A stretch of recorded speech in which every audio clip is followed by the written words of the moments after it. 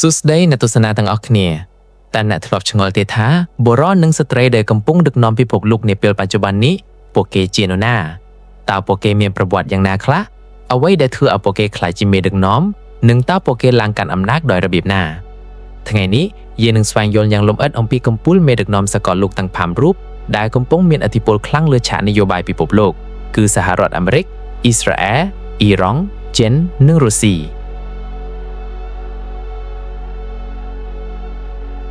1សហរដ្ឋអាមេរិកលោកដូណាល់ត្រាំលោកដូណាល់ត្រាំកើតនៅថ្ងៃទី14ខែមិថុនាឆ្នាំ1946នៅទីក្រុងញូវយ៉កលោកជាកូនប្រុសរបស់អ្នកអភិវឌ្ឍអចលនទ្រព្យដ៏ល្បីល្បាញម្នាក់ឈ្មោះ Fred Trump លោកបានបញ្ចប់ការសិក្សាពីសាលាយោធា New York Military Academy និងសាកលវិទ្យាល័យ Fordham មុនពេលផ្ទេរទៅសិក្សាផ្នែកសេដ្ឋកិច្ចនៅសាកលវិទ្យាល័យ Pennsylvania អាជីពជំនួញលោកបានចូលរួមជាមួយក្រុមហ៊ុនគ្រួសារនៅឆ្នាំ1968ហើយបានបដូរឈ្មោះក្រុមហ៊ុនពី Elizabeth Trump and Son ទៅជា The Trump Organization លោកបានពង្រីកអាជីវកម្មពីតំបន់ Brooklyn និង Queens ទៅកាន់ Manhattan ដោយសាងសង់អគារ Condo Trump Tower នៅឆ្នាំ1983បន្ថែមពីលើអចលនទ្រព្យលោកក៏បានវិនិយោគលើវិស័យផ្សេងៗទៀតដូចជា ហ្គេមស៊ីឋាន រមណីយដ្ឋាន និងសណ្ឋាគារអាជីពជាតារាទូរទស្សន៍លោកត្រាំល្បីល្បាញកាន់តែខ្លាំងតាមរយៈការធ្វើជាពិធីករកម្មវិធី The Apprentice របស់ទូរទស្សន៍ NBC ពីឆ្នាំ2004ដល់2015ឃ្លាដ៏ល្បីរបស់លោក You're Fired បានក្លាយទៅជាផ្នែកមួយនៃវប្បធម៌ប្រជាប្រិយអាមេរិកលក្ខណៈពិសេសរចនាស្ទាយដឹកនាំបែបអ្នកជំនួញលោកតែងតែនិយាយថាការដឹកនាំប្រទេសគឺដូចជាការដឹកនាំក្រុមហ៊ុនដោយផ្ដោតទៅលើការចរចានិងការទទួលបានលទ្ធផលរហ័សគោលនយោបាយអាមេរិកជាធំលោកផ្ដល់អាទិភាពលើផលប្រយោជន៍សេដ្ឋកិច្ចនិងសន្តិសុខអាមេរិកលើកិច្ចព្រមព្រៀងអន្តរជាតិនិងសម្ព័ន្ធភាពយោធា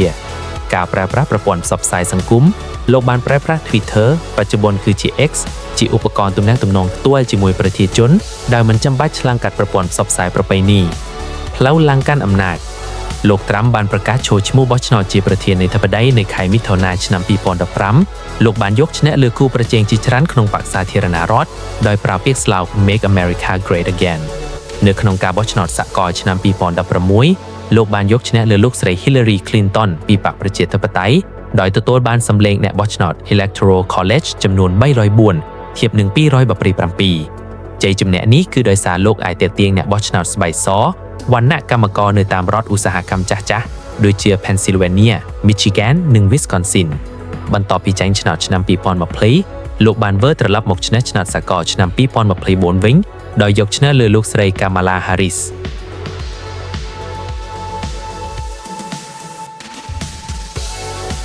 3. អ៊ីស្រាអែលលោក Benjamin Netanyahu លោក Benjamin Netanyahu កើតនៅថ្ងៃទី21ខែតុលាឆ្នាំ1949នៅទីក្រុង Tel Aviv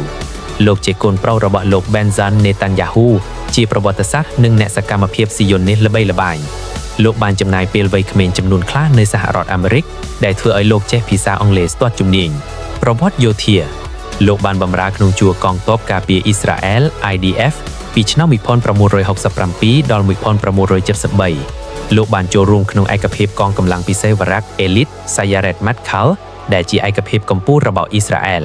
លោកបានចូលរួមក្នុងប្រតិបត្តិការយោធាសំខាន់ៗជាច្រើនរួមមានការវាយឆ្មត់ព្រានយន្តហោះបេរុតនៅឆ្នាំ1968និងបានរងរបួសក្នុងសង្គ្រាមយមគីភួរឆ្នាំ1973បងប្រុសរបស់លោកគឺលោក Jonathan Netanyahu បានស្លាប់នៅមានជាមេបញ្ជាការក្នុងប្រតិបត្តិការរំលោភចំណាប់ធ្ងួចនៅ Entebbe ប្រទេសអ៊ូកុងដាឆ្នាំ1976ការអប់រំនិងអាជីពដំបូងបន្ទាប់ពីបម្រើយោធាលោកទៅសិក្សានៅសហរដ្ឋអាមេរិកដោយបានបញ្ចប់ថ្នាក់បរិញ្ញាបត្រផ្នែកស្ថាបត្យកម្មពី MIT និងថ្នាក់អនុបណ្ឌិតផ្នែកគ្រប់គ្រងពី MIT Sloan School of Management លោកក៏បានសិក្សាថ្នាក់បណ្ឌិតផ្នែកវិទ្យាសាស្ត្រនយោបាយនៅ MIT និង Harvard ផងដែរលក្ខណៈពិសេស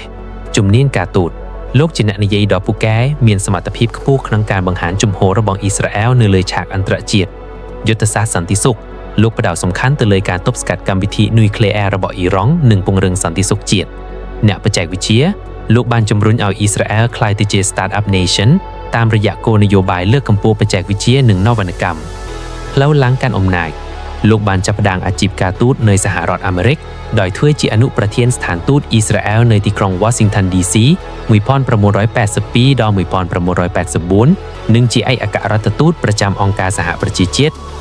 1984ដល់1988លោកបានវិលត្រឡប់មកអ៊ីស្រាអែលវិញហើយត្រូវបានជ្រើសរើសជាប្រធានគណៈបកលីគូដនៅឆ្នាំ1993លោកបានក្លាយជានាយករដ្ឋមន្ត្រីអ៊ីស្រាអែលជាលើកដំបូងនៅឆ្នាំ1996បន្ទាប់ពីយកឈ្នះលើលោកស្រី Shimon Peres លោកបានបន្តកាន់តំណែងម្ដងទៀតនៅឆ្នាំ2009 2013 2015 និង2022ដែលធ្វើឲ្យលោកជានាយករដ្ឋមន្ត្រីដែលកាន់អំណាចយូរជាងគេក្នុងប្រវត្តិសាស្ត្រអ៊ីស្រាអែល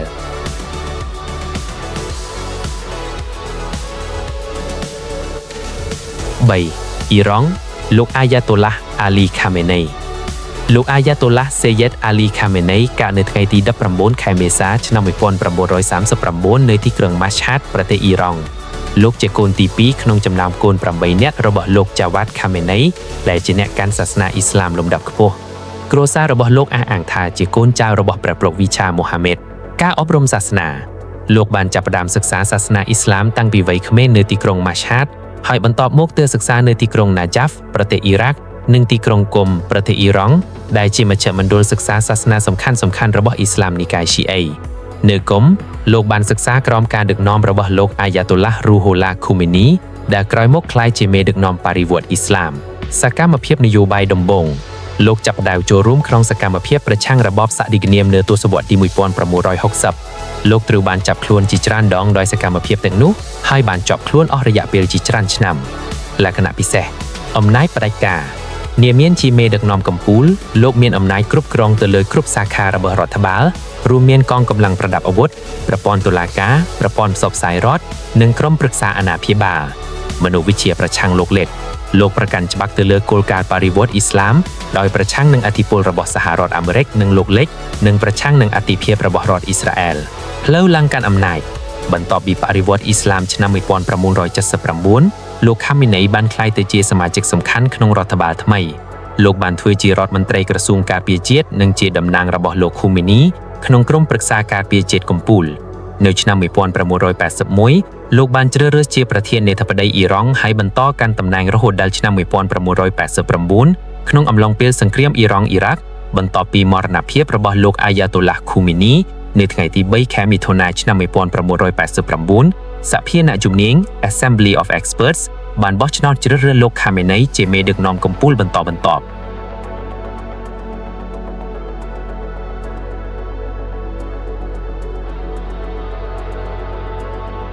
4. ចិន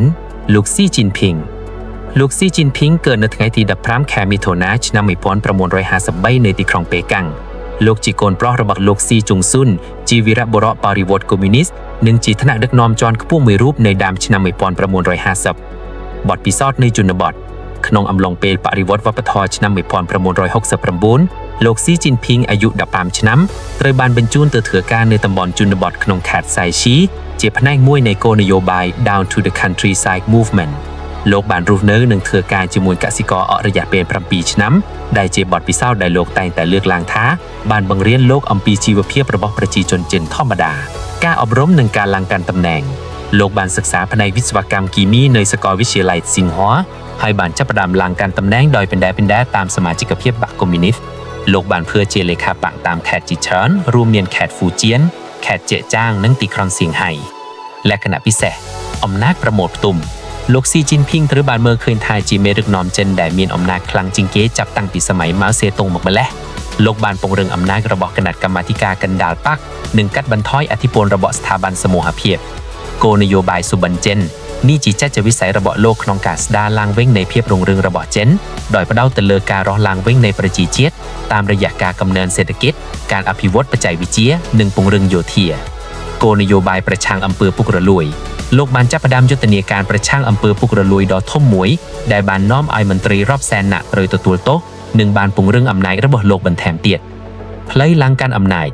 លោកស៊ីជីនភីងបានក្លាយទៅជាសមាជិកគណៈកម្មាធិការអចិន្ត្រៃយ៍នៃការិយាល័យនយោបាយនៅឆ្នាំ2007 លោកបានត្រូវតែងតាំងជាឧបប្រធាននាយដ្ឋានក្រោមលោកហ៊ូជីនថាវនៅឆ្នាំ2008នៅឆ្នាំ2012លោកបានជ្រើសរើសជាអង្គលេខាធិការជាគណៈកម្មាធិការមជ្ឈិមបកកុម្មុយនីសចិននិងជាប្រធានគណៈកម្មាធិការយោធាមជ្ឈិមនៅឆ្នាំ2013លោកបានក្លាយទៅជាប្រធាននាយដ្ឋានសាធារណរដ្ឋចិនប្រជាមានិតនៅឆ្នាំ2018សភាអ្នកជាតិប្រជាជនចិន National People's Congress បានអនុម័តវិសោធនកម្មរដ្ឋធម្មនុញ្ញដើម្បីលុបបំបាត់ដែនកំណត់អាណត្តិប្រធានាធិបតីដែលអនុញ្ញាតឲ្យលោកបន្តកាន់អំណាចមានកំណត់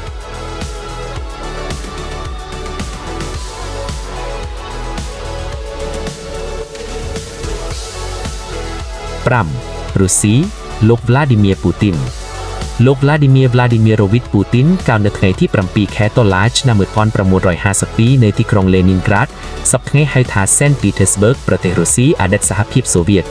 គ្រួសាររបស់លោកជាអ្នកពលករហើយឪពុកម្ដាយរបស់លោកបានរួចរស់ចេញពីការលោមទីក្រុង Leningrad ដ៏សាហាវរបស់ណាស៊ីក្នុងសង្គ្រាមលោកលើកទី 2 អាជីពក្នុង KGB លោកបានបញ្ចប់ការសិក្សាផ្នែកច្បាប់នៅសាកលវិទ្យាល័យ Leningrad State University នៅឆ្នាំ 1975 បន្ទាប់មកលោកត្រូវបានជ្រើសរើសចូលរួមក្នុង KGB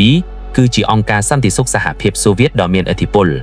លោកបានទទួលការបណ្ដុះបណ្ដាលនៅទីក្រុង Leningrad និងទីក្រុង Moscow ហើយបានបម្រើនៅទីក្រុង Dresden ប្រទេសអាល្លឺម៉ង់ខាងកើតពីឆ្នាំ